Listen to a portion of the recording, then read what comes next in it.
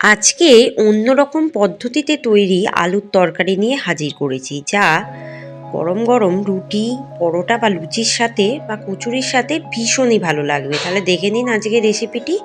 নমস্কার বন্ধুরা, মাই simple lifestyle ব্লগে স্বাগত জানাই। দেখে নেওয়া যাক আজকের রেসিপিটি। প্রথমে কড়াই দিয়ে দেবো হাফ কাপ সর্ষের তেল। তেলটা খুব ভালো মতো গরম করে নিতে হবে। আঁচটাকে একদম মিডিয়ামে রেখে দেবো। দিয়ে দেবো ফোড়ন হিসাবে হাফ চামচ কালো জিরে। কালো জিরেটা একটু পুড়লে, ফোড়নটা পুড়লে যখন গন্ধ ছাড়বে তখন দিয়ে দেবো আলুগুলো ডুমো ডুমো করে কেটে রেখেছি। আমি এখানে 3টে আলু নিয়েছি, বড় বড় সাইজে ডুমো ডুমো করে কেটেছি। এবার আলুটা ভেজে নেব।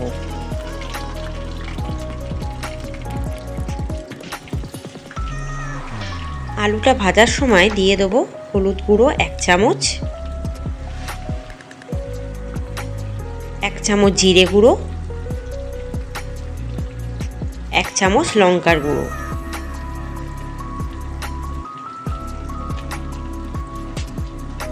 আবারও কয়েকটি আলু রেখে দিয়েছিলাম, সেটা দিয়ে দিলাম।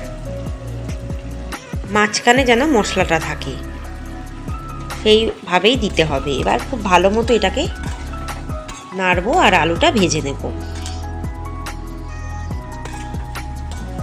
আঁচটাকে মিডিয়াম করে ভাজবো, তাহলে ভাজতে সুবিধাও হবে, পুড়ে যাওয়ার সম্ভাবনাও থাকবে না।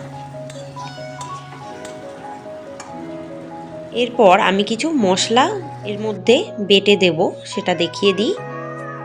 8 কোয়া রসুন খোসা সমেত, আর 5টা লঙ্কা, আর একটা গোটা বড় সাইজের টমেটো। খুব ভালো মতো এটাকে বেটে নেব জল ছাড়াই। আলুটা প্রায় ভাজা হয়ে গেছে, দেখুন কালারটা একদম কিন্তু চেঞ্জ হয়ে গেছে।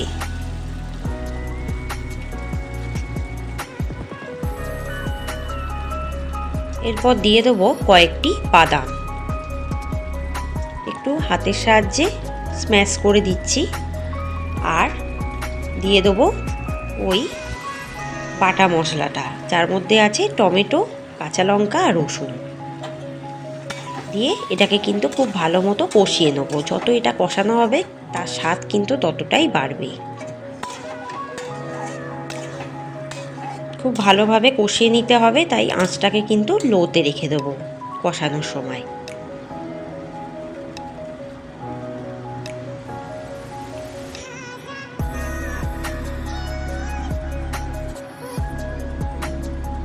এরপর দিয়ে দেবো আরও কয়েকটি বাদাম,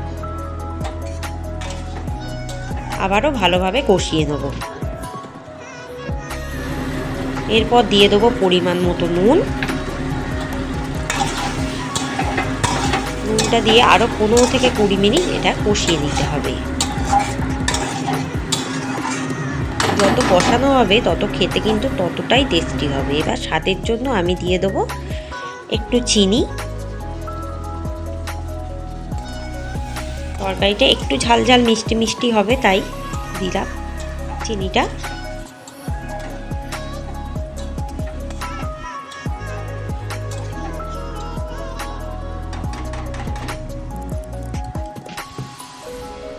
কষানো হয়ে গেছে, তেলও ছেড়ে দিয়েছে। এবার কিন্তু হাফ কাপ জল দিয়ে দেবো। ওই যে বাটিতে মশলা করেছিলাম সেই মিক্সারের বাটির হাফ কাপ জল, মশলাটা ধুয়ে নিয়ে দিয়ে দিলাম। আর মশলার সাথে জলটা, আলুটা মিশিয়ে দেবো। খেয়াল রাখবেন আলুটা যাতে ডুবে থাকে। আর ভালোভাবে এবার আলুটা সিদ্ধ হওয়ার জন্য ওয়েট করব। আঁচটাকে কমিয়ে দেবো যাতে আলুটা সিদ্ধ হয়ে যায়। ওপর থেকে দিয়ে দেবো 3টে চিড়ে রাখা কাঁচা লঙ্কা। আলুটা কিন্তু সিদ্ধ হয়ে গেছে। এবার একটু মাখা মাখার জন্য নেড়ে চেড়ে নিতে হবে। ওপর থেকে দিয়ে দেবো কাজু বাদাম কুচি, আর দিয়ে দেবো 2টো তেজপাতা। দিয়ে আবারও নাড়িয়ে এটাকে মাখা মাখা করে নেব।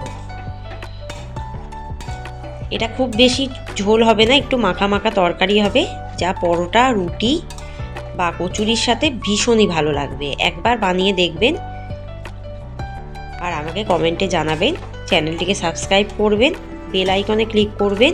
অনেক নতুন নতুন রেসিপি ওয়েট করছে আপনাদের জন্য।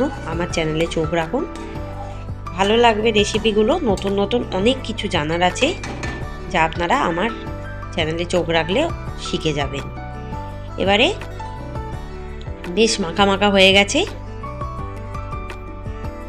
দেখুন নাড়তে নাড়তে। এবার কিন্তু নামিয়ে জাস্ট সার্ভ করে দেবো, ব্যাস রেডি। আশা করি রেসিপিটি ভালো লাগবে। একবার বাড়িতে অবশ্যই বানিয়ে দেখবেন। ধন্যবাদ।